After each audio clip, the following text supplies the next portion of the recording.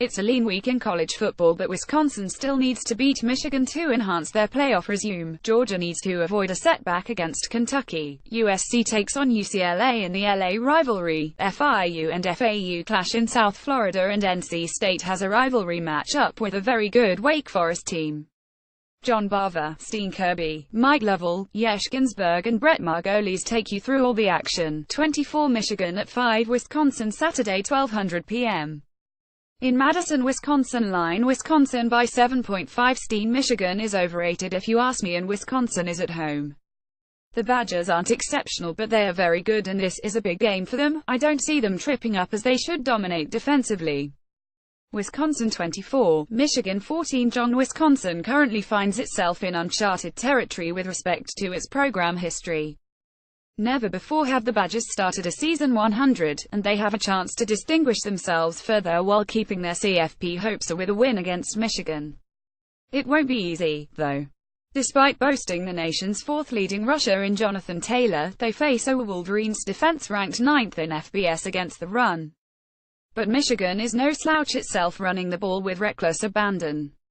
Only 3 Big Ten running backs have more rushing yards than Karen Higdon, while only Taylor and Penn State's Saquon Barkley have more touchdown runs.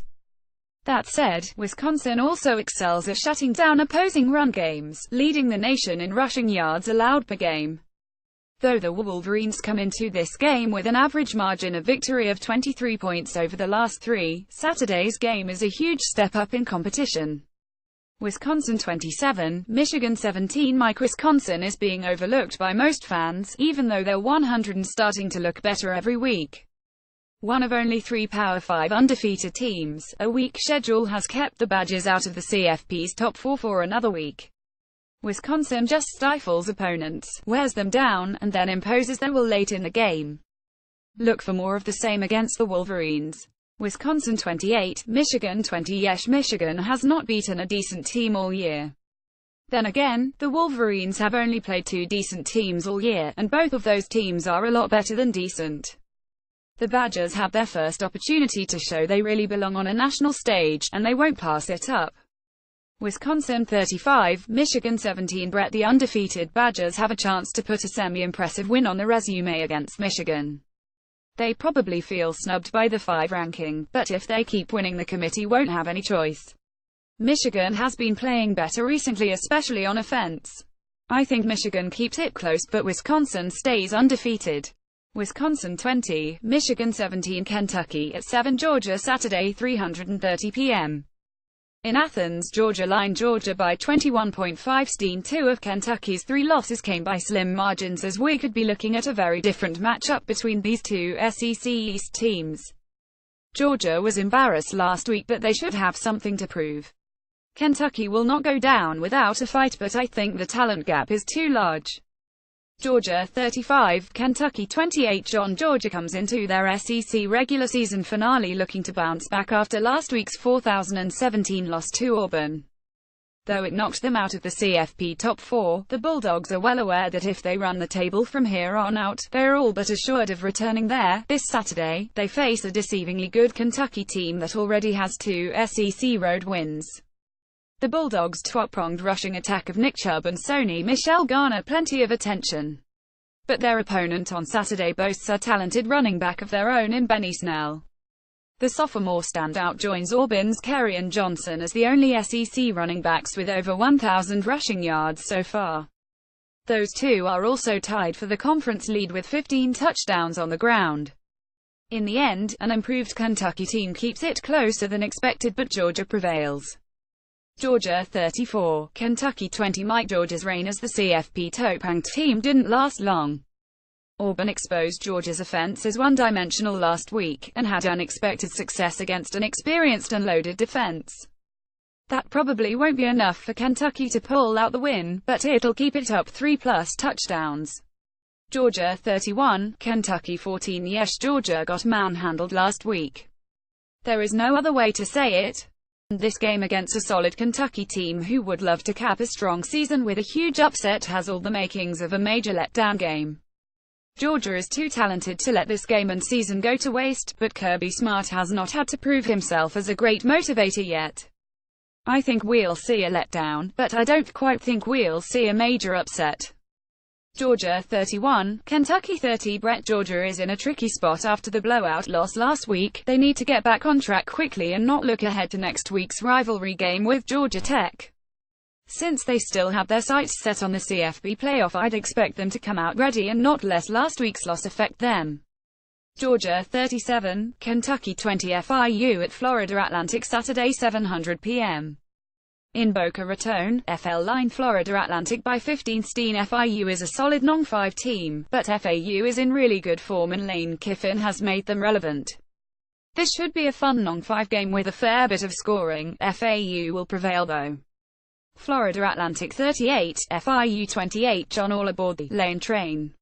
In his first season as Florida Atlantic head coach, Lane Kiffin has the Owls flying high atop the Conference USA standings. It's a huge improvement from the past few years, with FAU finishing 39 in 4 of the last 5 seasons. The program is already set to erase a 9-year bowl drought as they currently 73 and undefeated in the conference. They're doing it in part with a dynamic ground attack led by Devin Singletary, whose 136 yards per game is 6th in FBS. This weekend, they face their South Florida rivals who themselves are in the midst of a resurgence under a first-year head coach with name recognition. Former Miami Hurricanes coach Butch Davis currently has the Golden Panthers second in Couz's East Division behind FAU.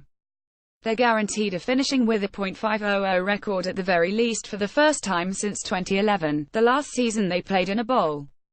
But they're 73rd nationally defending the run and, as a result, could struggle on Saturday in Boca Raton. Florida Atlantic 38, FIU 20. Mike the Lane Kiffin redemption tour continues in Boca Raton. After 2 seasons running Alabama's offense, Kiffin has the Owls atop Conference USA in his first season as head coach. The offense is rolling, but the defense is anything but tight-ish. Golden Panthers don't have a defense to write home about either. The Owls are much more talented, and take this game comfortable.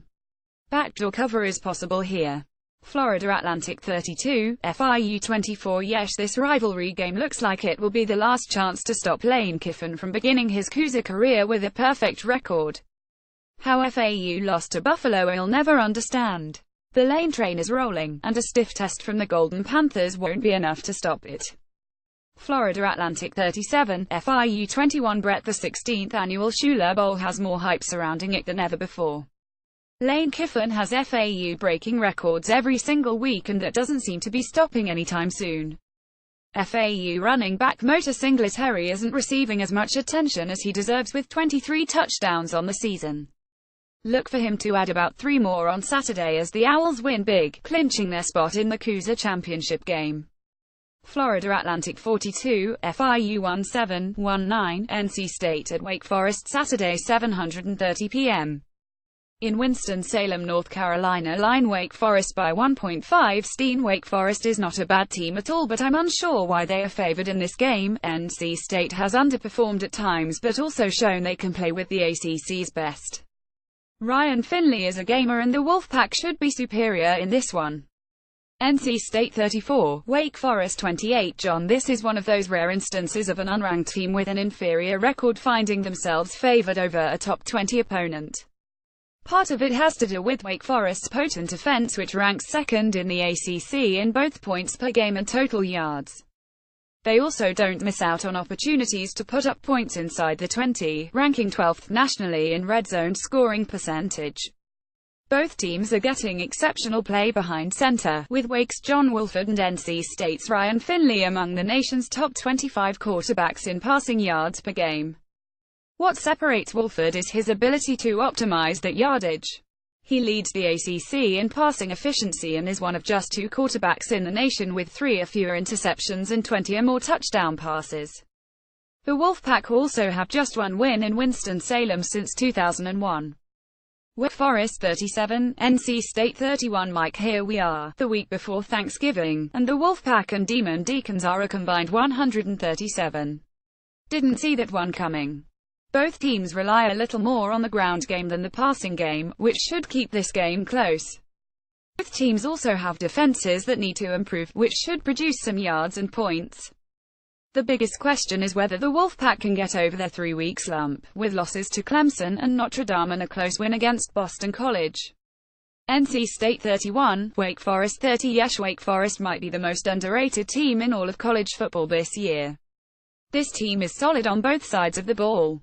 The Demon Deacons don't have the big-name players that NC State does, but they don't need them. They're favored in this game for a reason, and it's because they're the more consistent overall team. Wake Forest 31, NC State 24. Brett. After losing back-to-back games, NC State finally got on the right side of things with an ugly 17-14 win over Boston College. NC State still has a lot to play for, including a potential spot in the Orange Bowl if things go their way. I expect them to win on the road over an impressive Wake offense that put up 64 last week on the road at Syracuse. NC State 31, Wake 27. UCLA at 11. USC Saturday 8:00 p.m. in Los Angeles, California. Line USC by 15. USC needs to win this game to avoid being labeled as underperformers yet again. Their playoff hopes are slim, but they can still win the Pac-12 and put together a pretty solid season. UCLA's season is already a bust, but this team doesn't lack talent, and against their crosstown rivals they won't cave in easily. The USC rushing attack should steal the spotlight from both quarterbacks and help the Trojans fight on. USC 42, UCLA 28. John. USC's media relations department probably issued an abnormally large amount of credentials for this game. Scouts from NFL teams in need of a quarterback are going to be out in full force evaluating two of the hottest commodities at the position, UCLA's Josh Rosen and USC's Sam Darnold. Though the two have dealt with inconsistency and, in Rosen's case, injuries, they remain two of the most intriguing prospects regarding their potential at the next level. The Trojans have dominated college football's biggest intercity rivalry since the turn of the century. They own a 134 record over the last 17 meetings, and are fairly sizable favorites heading into Saturday's contest. The X-factor in this game is USC running back Ronald Jones. He's currently 10th among FBS players in rushing yards and could be in for a field day against the Bruins, who rank dead last in the Pac-12 defending the run. USC 47, UCLA 24. Mike, the numbers are almost humorous here. The Bruins and Trojans are both averaging over 460 yards per game, 462 and 495, respectively. But they're also allowing over 400 yards per team as well. Bruins, in fact, are allowing an average of 499 yards per game to opponents. If you like good defenses, this might not be the game for you. In another disappointing LA rivalry game, USC takes it home. USC 38, UCLA 30. Yes, this is one of the best rivalries in college football. Both teams wear their home jerseys, and each team brings its best every year. This is the biggest opportunity for Josh Rosen and UCLA to save what has been a very disappointing season. USC has played down to their competition all year, and I think this is the game where it finally catches up to them. UCLA 35, USC 31. Brett. Going into the season, this game looked like it would be one of the best, but UCLA has been disappointing. NFL scouts have to love the Darnold-Rosen matchup, which is intriguing. I'd expect UCLA to keep it close since it's a rivalry, but their defense just gives up too much. USC wins in a shootout. USC 44, UCLA 35. Main photo.